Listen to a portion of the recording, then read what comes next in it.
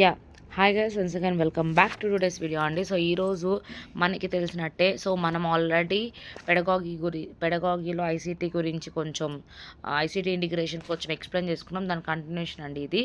So input విభాగం, output విభాగం గురించి తెలుసుకుందాం. అసలు కంప్యూటర్ మన సమాచారాన్ని అందించడానికి ఉపయోగించే విభాగమే ఇన్పుట్ విభాగం. ఇన్పుట్ పరికరాలు ఈ భాగంలోనివే ఇన్పుట్ పరికరాలు. సో ఇన్పుట్ మనము సిస్టమ్కి ఇస్తామో వాటిని ఇన్పుట్ అంటారు. Keyboard, mouse, scanner, light pen, జాయ్స్టిక్లు, గ్రాఫిక్ ప్యాడ్లు, ఆప్టికల్ మార్క్ రీడర్, సో అది OMR, optical mark reader. So MICR, magnetic ink character reader, OCR, optical character reader. So switch recognition system, barcode reader, punch cards, punch power tapes, touch pads, so మొదలుగునవి ఇంకా ఇక్కడ ఉన్నాయండి అవన్నీ కూడా.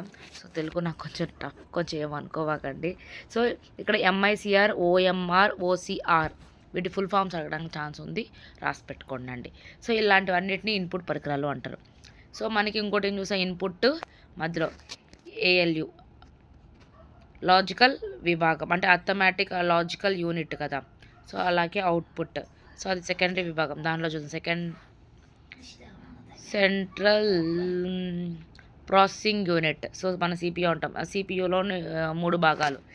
ఇందులో 3 భాగాలు ఉంటాయి. కంప్యూటర్ పనితీరు నియంత్రించడానికి కంట్రోల్ యూనిట్, తార్కిక పనులు, గణిత ప్రక్రియలు చేయడానికి ఏఎల్ ఉపయోగపడుతుంది. సమాచారం నిల్వ చేయడం మెమరీ యూనిట్ విధి. వీటితో పాటు అధిక సమాచారాన్ని నిల్వ చేయడానికి స్టోరేజ్ సెకండరీ యూనిట్ని ఉపయోగిస్తారు. మనం అందించిన సమాచారాన్ని విలువ ఉంచడానికి, తిరిగి పొందడానికి, ప్రాసెస్ చేయడానికి ఉపయోగపడే సాధనమే ప్రాసెసింగ్ పరికరాలు. ప్రాసెసింగ్ పరికరాలైన సౌండ్ కార్డ్, మైక్రో ప్రాసెసర్లు కూడా సిపియూలోనే ఉంటాయి. సో ఈ సిపియూ మనకి సెంట్రల్ ప్రాసెసింగ్ యూనిట్ అండి. సో దీని నుంచి అవుట్పుట్ మనకి ఏ విధంగా వస్తాయి, కంప్యూటర్కు అందించిన సమాచారం ప్రాసెస్ చేసిన తర్వాత మనకు కావాల్సిన ఫలితాలు అందించడానికి ఉపయోగపడే వ్యవస్థే అవుట్పుట్. సో మనం ఏవైతే మనకి కావాలో అవన్నీ మనం అందించాక మనకి ఫైనల్ రిజల్ట్ వచ్చేదాన్ని మనం అవుట్పుట్ అని అంటాం. అవుట్పుట్ పరికరాలు ఎల్సిడి, ఎల్ఈసి యూనిట్ లేదా మానిటర్, ప్రింటర్, ప్లాటర్, స్పీకర్ మొదలైన వాటిని మనకు కావాల్సిన సమాచారాన్ని అందించే అవుట్పుట్ పరికరాలుగా పేర్కొనవచ్చు. కొన్ని సాంకేతిక పదాలు అంటే ఇక్కడ ఫైల్, ఫోల్డర్, డిస్క్ అంటే ఇటు చూద్దాం. ఫైల్ అంటే ఒక చిత్రం, వీడియో, పాట, కార్యక్రమం మొదలైనవి ఒక ఫైల్గా నిల్వ చేయడానికి. ఫైల్ అంటే ఏదైనా ఒక థింగ్ని స్టోర్ చేయడానికి ఫైల్ అని అంటారు. ఫోల్డర్ అంటే కొన్ని ఫైళ్ళ సముదాయమే ఫోల్డర్ లేదా డైరెక్టరీ. అంటే ఇప్పుడు ఒక ఒక ఒక ఫోటో చేశాను, తర్వాత ఒక సాంగ్ రికార్డ్ చేశాను, ఒక స్టోరీ, ఇలా ఇవన్నీ కలిపి నేను ఒక దాంట్లో పెట్టాను. సో ఇన్ని డిఫరెంట్ ఫైల్స్ని ఒక దాంట్లో పెట్టానంటే దట్ ఈస్ ఫోల్డర్. సో ఇప్పుడు డిస్క్, ఫైల్స్ ఫోల్డర్ను నిల్వ చేయడానికి ఉపయోగపడుతుంది. సో ఇప్పుడు ఈ ఫైల్స్, ఈ ఫోల్డర్స్, ఈ 2 స్టోర్ అవ్వడానికి యూస్ అయ్యేది disk. So hard disk, pen drive, DVD, CD, memory card etcetera. So ఇక్కడ సాఫ్ట్వేర్ రకాలు. సో టైప్స్ ఆఫ్ సాఫ్ట్వేర్ అని ఎన్ని రకాలు ఉన్నాయి. సో కంప్యూటర్ సాఫ్ట్వేర్ ప్రధానంగా 2 రకాలు. Computer software is of 2 types, application, operating system software or system software. Application software కంప్యూటర్లో ఒక ప్రత్యేకమైన పనిని నిర్వర్తించడానికి తయారు చేసే సాఫ్ట్వేర్ ప్రోగ్రామ్ని అప్లికేషన్ సాఫ్ట్వేర్ అంటారు. So example MS office, VLC ఇలాంటివన్నీ. ఆపరేటింగ్ అంటే అప్లికేషన్ అంటే కంప్యూటర్లో ఒక ప్రత్యేకమైన పనిని నిర్వర్తించడానికి. సో అదే ఆపరేషన్ అంటే ఇది కంప్యూటర్ను పని చేయడానికి ఉపయోగపడుతుంది.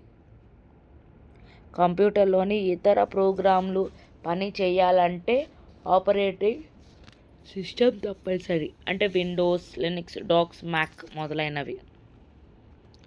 మొబైల్లో అయితే Android, iOS, Windows operating system మనం గమనించవచ్చు. అదేవిధంగా దాంట్లో operating system, application system. So internet, అంతర్జాలం, ఇంటర్నెట్ భాగం కంప్యూటర్ల అనుసంధాన్ని నెట్వర్క్ అంటాం. సో కొన్ని కంప్యూటర్ల అనుసంధాన్ని మనం నెట్వర్క్ అంటాం. ఈ నెట్వర్క్ను మళ్ళీ అనుసంధానించిన నెట్వర్క్ను ఇంటర్నెట్ అంటారు. సో ఈ నెట్వర్క్ను మళ్ళీ అనుసంధానించిన నెట్వర్క్ను ఇంటర్నెట్ అంటారు. కాబట్టి ఇంటర్నెట్ అనేది కొన్ని మిలియన్ల కంప్యూటర్ల అనుసంధాన్ని ఒక ప్రపంచ నెట్వర్క్. ఓకే అండి. సో ఇది మరి ఇంకా చదివే కొద్దీ బోర్ కొట్టేస్తున్నట్టు అనిపిస్తుంది నాకు. సో డబ్ల్యూడబ్ల్యూ చూద్దామండి. WW full form world wide web. So అనే మాట ఇంటర్నెట్లో అందుబాటులో ఉండే సమాచారం సముదాయాన్ని సూచిస్తుంది. అంటే ఇప్పుడు ఏదైనా మనకి బ్రౌజ్ చేయాలి, బ్రౌజ్లో డబ్ల్యూడబ్ల్యూ డాట్ మనం వాడతాం. అంటే వరల్డ్ మొత్తం ఉండే నెట్వర్క్ కనెక్షన్స్ని మనం యూస్ చేయడానికి. సో ఇంటర్నెట్, వరల్డ్ వైడ్ వెబ్కు మధ్య వ్యత్యాసాలు. ఇంటర్నెట్ అనేది అనేక నెట్వర్క్లతో కూడిన భారీ స్థాయి నెట్వర్క్. ఇది ప్రపంచంలో కోట్లాది కంప్యూటర్లు కలుపుతూ వివిధ ప్రాంతాల్లో కంప్యూటర్లు ఒకదానితో మరొకటి సంభాషించుకునేటలా నెట్వర్క్ ఏర్పడుతుంది. మరొక వైపు డబ్ల్యూడబ్ల్యూడబ్ల్యూలో అంటే వరల్డ్ వైడ్ వెబ్లో కోట్లాది పేజీలు సమాచారం ఉంటుంది. ఇది నెట్వర్క్లో ఒక భాగం. ఇది ఇంటర్నెట్లో ఒక భాగం.